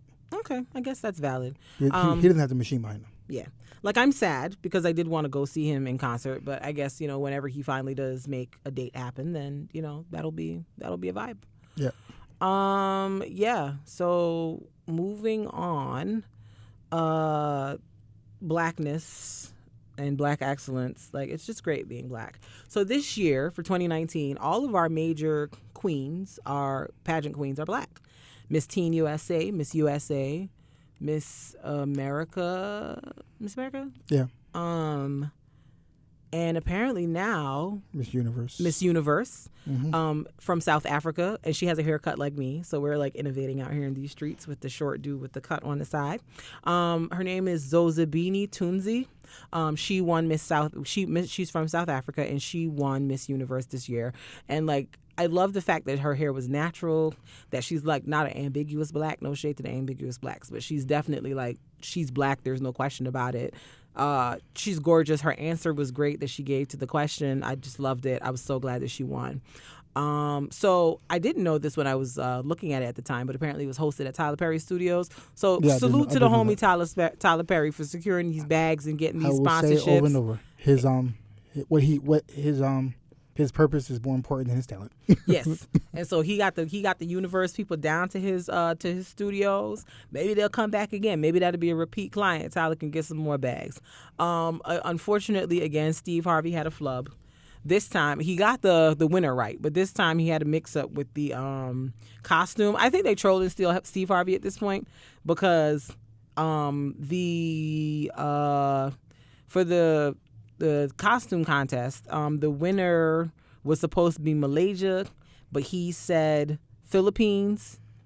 And apparently the issue was something on the teleprompter. Like, he said that the teleprompter said, it said Philippines when it really was Malaysia. So I think somebody's trolling Steve Harvey at this point. Yeah. Because that don't even make no damn sense. Which might be true because when they did that, they got a lot of views. Mm-hmm. So it's possible. Mm-hmm. Also, I don't know if you heard about this, but Puerto Rico was second, right? Hold on, let me look. I didn't even pay attention. I saw the black girl one. I wasn't checking for the other girls. It might have been Puerto Rico. That sounds right. So apparently, officials from Puerto Rico and like a few people from Telemundo was talking crazy about the black people. Oh, I bet they were. They were being quite racist. And yes, Puerto Rico was the first runner up. Yeah. So like, and it was like, I think it would be more I made that up. I think it was one thing if it was like a bunch of people from Puerto Rico saying something, but it was like government officials and like people on Telemundo. They were like tweeting things like, "Oh, it's supposed to be a beauty pageant. It's supposed to be the most beautiful person supposed to win," and like. This is another discussion for another time, but this is why when y'all start talking about people of color solidarity, I'd be like, okay, I'm not interested. I fool with my people. Them other ones, God bless them. Be great. I care about their struggles. I care about their concerns, but they don't keep the same energy about us. When they need help with the struggle, they want us on board. When they have a problem with them not succeeding or thinking that we're doing something better than them, a lot of them, their colors come out with their racism and their disdain for us as black people. So when people be starting up with that people of color stuff, I just be looking like, who's that? Are you talking about the blacks specifically? Because I don't know those other people. I Mariah Carey them because that's how they do us. Well, that's another conversation for another time. But of course, they would act like that. Of course, they would say that. So, and it was like, it was crazy. And like someone called her, what was it? So it was just crazy. It was just crazy comments. I have my phone like but like yeah, like it was a bunch of crazy comments. So I was like, long sigh. Short gasp. I mean, Puerto Ricans, they act like they're not black, but like I've Well, said, not all. There's Puerto Ricans that do act like. but the ones that were talking that trash, Yeah. act like they're not black. I'm like, but you are. And you said Miss World is black too. Yes, Miss World is black too. Miss World, her name is Tony Ann Singh. Guess where Tony Ann's from? Where? Guess. Her name is Tony Ann. There's only one group of people that like to put an Ann on a name for no real reason. It's just them, really. Who do you think? Who? Jamaica. Okay. Yes, Miss Tony Ann Singh from Jamaica. She is Tony Ann Singh. She is the new Miss World. She's a singer. She sings. She sang a Whitney Houston song, I Have Nothing, and she killed it. Yes, sis. I think the best part of her winning, honestly, was Miss Nigeria's response. So it was 5 of them up there. It was not Puerto Rico. Look at me getting lying about them people. It was Jamaica. Let me not tell a whole lie because I literally just watched the clip yesterday. Just FYI. Well, not FYI. Just a question. I guess Miss America goes to the Universe pageant. No, Miss USA goes to Universe pageant. And so Miss America goes to the World pageant. Maybe. Sure. We'll say that. I don't know. I really don't know, to be honest with you. I believe that sounds right, but I'm going to go look. I'm sure one goes to the other. One goes to the other. It makes sense that way. Yes. So there were 5 people up on the stage. It was, hold on, Miss World 2019 top 5. So the top 5 was Nigeria, France. Hold on. Nigeria, France, Brazil, India, and Jamaica. Okay. So they were up there waiting to be called. I think 3rd place was, I want to say India.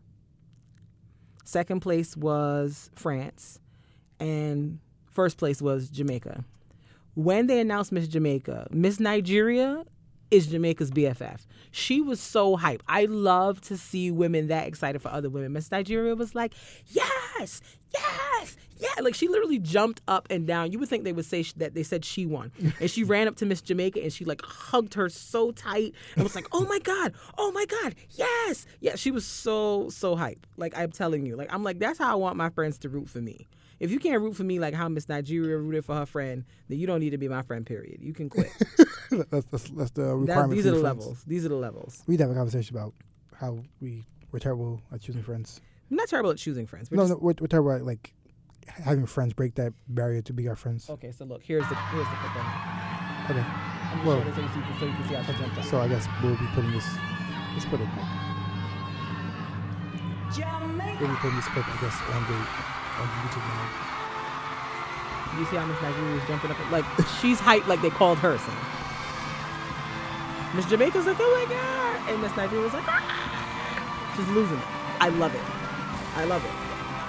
Yeah, so this will be playing on the YouTube because now we all heard it, so now it's good. We need context.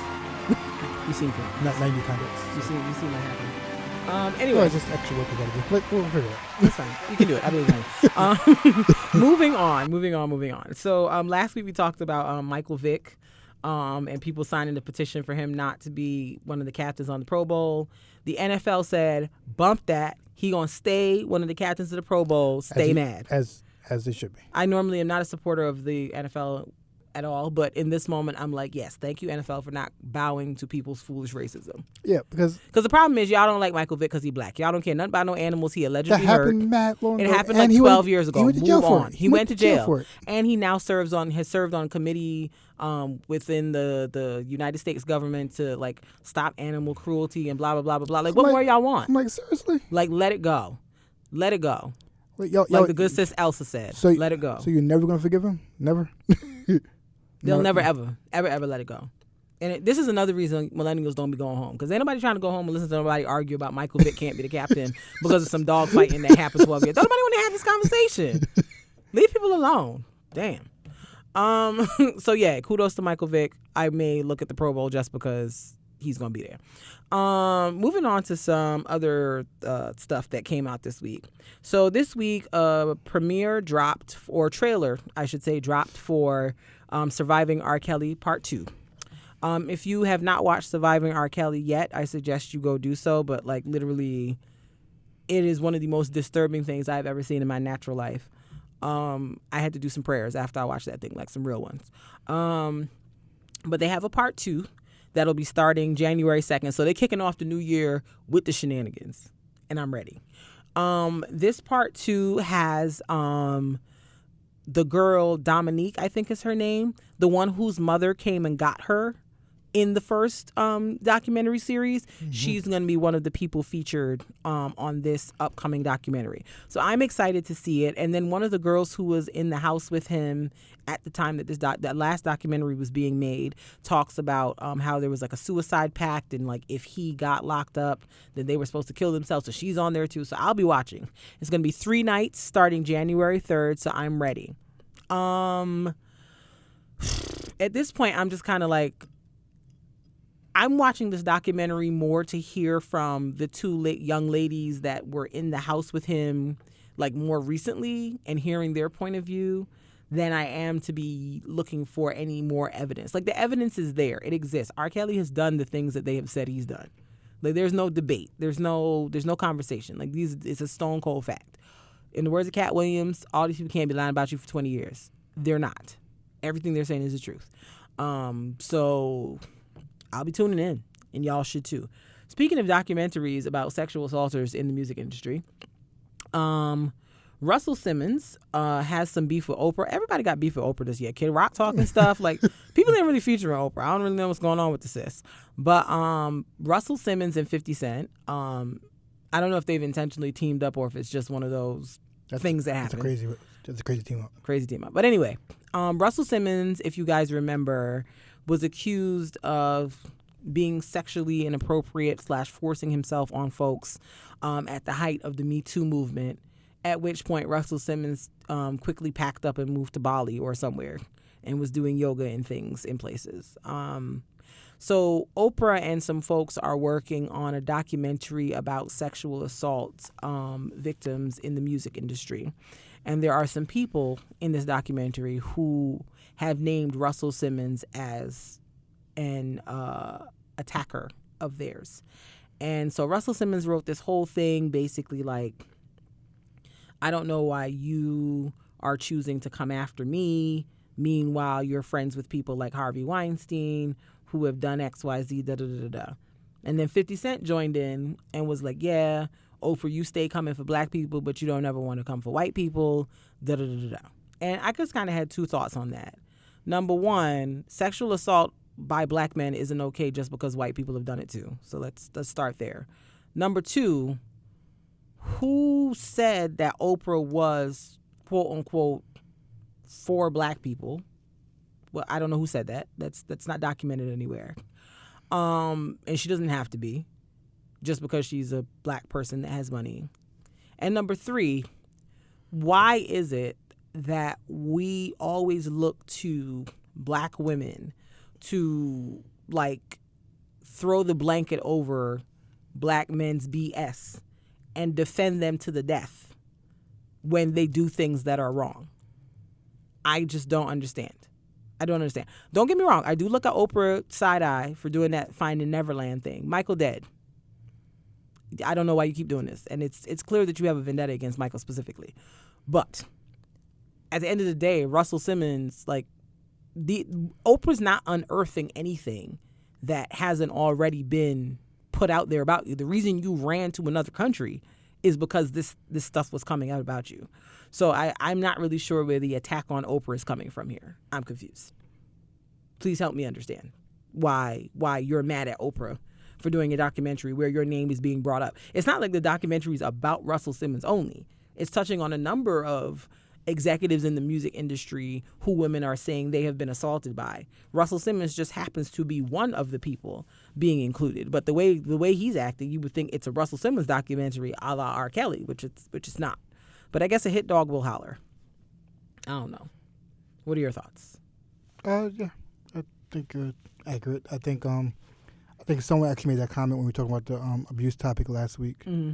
Was that one of the main issues is that how women always feels if like people always feel like black women need to protect the black men, regardless of the nonsense they are put in. Mm-hmm. And talking about it is talking bad on black men, even though they should be probably under the jail. Right. So I think that someone mentioned that, which is it's very true. It's like that's a big component of abuse, like via the last topic. Right. Is that feeling like we shouldn't talk about it because of that. Right. I had this conversation before, and like, I guess it's not for this, but we'll talk about it later. Right. I don't want to go into what I was talking about. Yeah, but I just feel like Russell Simmons. Like, I find it very interesting that a lot of the women that you've dealt with have been very like racially ambiguous all these years, but all of a sudden now that the light is being shown on some of your activities, you're now looking for the black woman to put on her cape and save you? Nah. You on your own, fam. You just got to deal with the consequences. And I have no idea why 50 Cent is jumping into this. Well, I do know why, because 50 Cent doesn't like black women. But he doesn't. He doesn't. He hates black women, in my opinion. That's just how I feel, based on my knowledge of his like life growing up and how he treats his son and his mother, who are black, versus how he treats the woman he's with now or the woman he had a baby with now and that child. And then even how he played, what's her name, Notori Naughton from Power. Like, there was some picture of her with a really, really bad wig on and her hairline looked like it was back here. And, like, he clowned her, like, on social media. And I'm like, bro, this is, first of all, an employee of yours who could technically sue you for, like, discrimination and harassment as an employer. And then I'm like, this is somebody that you've had on a show that has made you a lot of money for 6 years. Why would you clown this person? You don't like black women. That's my conclusion about 50 Cent. And I don't care if he does or doesn't like black women. He can do whatever he wants. But I'm just like, just trash. You're just trash. Trash AF.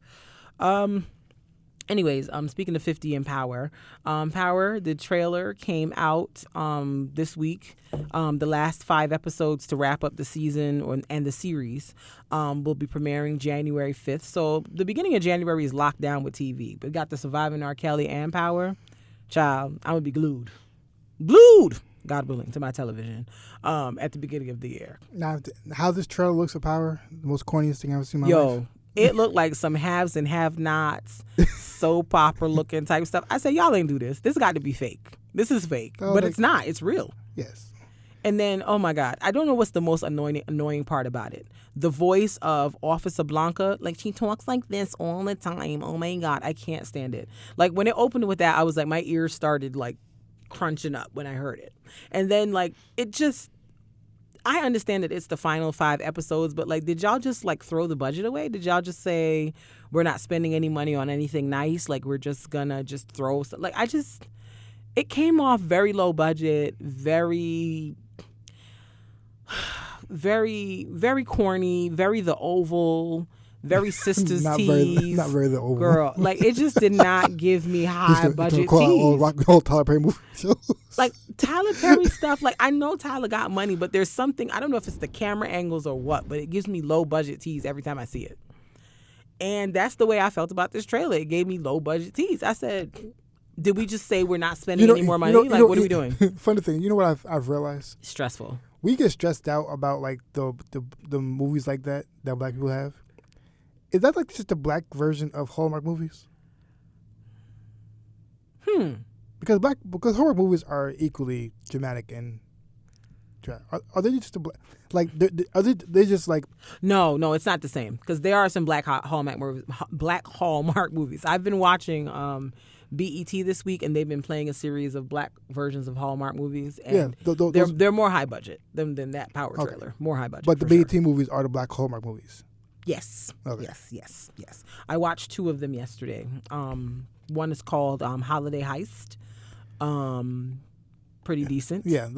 Like they be having those same black people in all movies. I think one lady was in 2 of the movies. Yeah. I was like back to back. I was like, is that the same lady? Which makes more sense than being black Hallmark movies. Because Hallmark movies be having the same people too. It'd be the same people recycled. Be like, wasn't that the lady from the last movie that just went off? Because like people always like, oh, why does this look like this? It's bad corny. They're not. But I think they're just black Hallmark movies. Like you're not going for like the greatest of movies. But Power is not a black Hallmark movie, so I don't understand that trailer. Right. Like the Hallmark movie trailers actually look better than that Power one. I just was like, what is like? I thought it was a joke, but it's like real. It's out there. Yes. I'm happy to see the series end, but like when you have a show that makes Lorenz Tate look like a sketchy actor, like like what are we doing? What are we doing? Like Lorenz Tate was a great actor, but this show got him looking sus. I can't. Made him look like a bad actor. Yeah, I'm like, because let's be clear, the acting on Power is questionable at best. I don't think Omari Hardwick is always a good actor. It stresses me out a little bit. Yeah, I don't think so. That little boy Tariq, I don't know if he's a good actor or a bad actor. I haven't decided.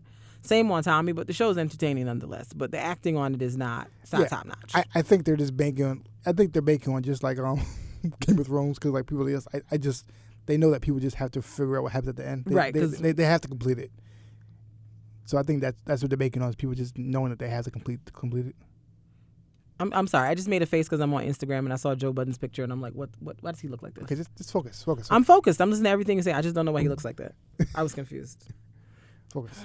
Go on Joe Budden's Instagram if you want to see what I'm talking about. He's wearing an all black outfit and his face looks weird. Focus. I'm focused. I am focused. His face just looks weird. Yeah. Is there anything else you had that you want to talk to the people about today? Just we're gonna do tea tips. Okay, go ahead. Tea tips. Take it away. BLM tea tips. How? Tea tips. How? All right. One BLM tea tip, I think it's a good idea, is the PDF ebook. The PDF ebook. Okay. I don't know if you've ever seen this, like certain businesses have it, but it's a good idea to help market your business also, where you have just like a quick 5 to 10 page ebook, just like giving tips on something. Okay. Or giving advice on something, just like giving advice or tips. So for instance, if you're fashion, you might get some fashion tips and everything like that, just to give advice. What it does is it shows your customers that you're an expert in your field. Gives them something to take home. So when you show that you are expert in your field and your goal is to educate, people are more inclined to trust you as a business to patronize, because you're not just someone who's like a salesperson.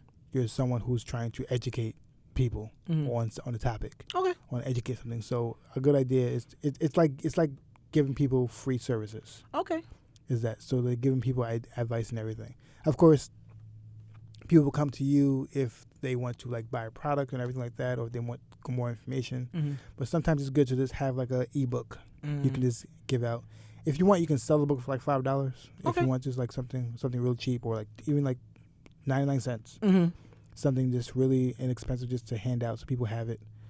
But like I said, it's always good to just have something like that for the people.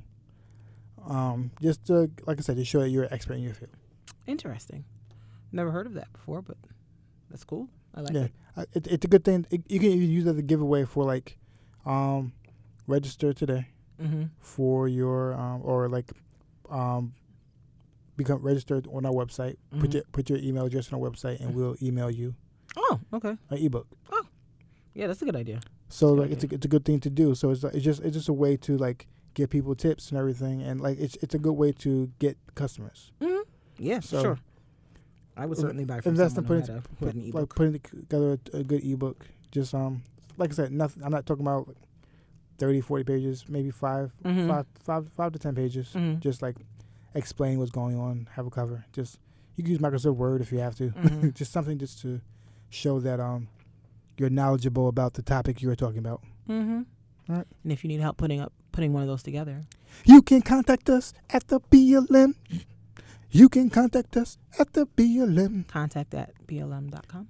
Contact at the BLM.com. Yes, that's our email. Contact at the BLM.com. Okay, that's fine. Is that all? Yeah. Is that all for today? All right, cool. Yeah. Seems like we have nothing further, so we're going to wrap this thing up. And I think, where are we on time? 1:48. Look at us. Look at us, because Under last 2 week it was hours. like 2 hours. Look at us under 2 hours. Look at us. Look at us. Yes, God. Won't he do it? Word, Won't he word, do word, it? Won't he will? All right. Won't So he will? please, if you have any questions, you can contact us at alllovenofearpcast@gmail.com. Yes. And you can also follow us on the socials, All Love No Fear Podcast. It's on, what's that? Facebook, Instagram, Twitter. Instagram. Yes. Yes. Follow us on there. follow us on YouTube. Subscribe. Yes. Subscribe. Please subscribe. Please hit the subscribe button below. That's what the people on YouTube be saying when I watch their videos. I don't never know where below is, but they be pointing. You got to do one of those. Subscribe. Here. Subscribe. Right subscribe. Here. Do it. Yes. Do it. Yes. Am I pointing to it? I think I'm pointing to it. I don't know. I don't know where. It's down here in this down area. Subscribe. Yeah. It's popping up right now. Yeah. Subscribe. Right now it's popping up. Yes. Subscribe. Okay. That's fine. That's fine. They'll find it, I'm sure. With all this direction that we've given them, they'll find the subscribe for sure. For sure. All right. So we're going to catch you later. And so we bid you adieu.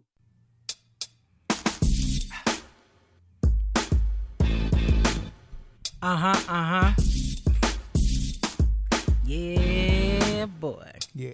It's the All Love, No Fear podcast. Hey. It's the All Love, No Fear podcast. Hey. Check us out. It's the All Love, No Fear podcast. Podcast. All Love, No Fear podcast.